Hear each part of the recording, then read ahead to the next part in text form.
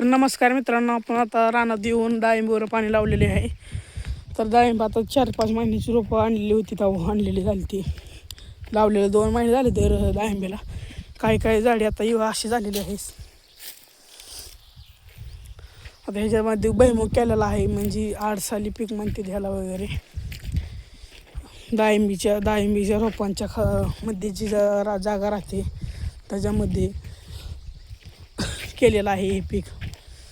तर मग आपल्याला हे बोरची मोटर आहे, मग हे पाणी तिथं खाली जाऊन तळ्यात जाते. त्या तळ्यातनं पाणी 3-4 मोटरींनी पार इथं बाहेर पाणी येते.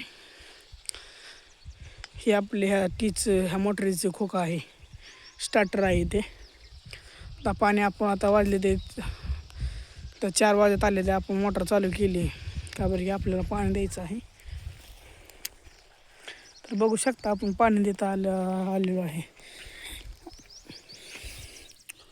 अशी रोपं अशा पद्धतीने आपली रोपं झालेली आहे, वाढ झालेली आहे.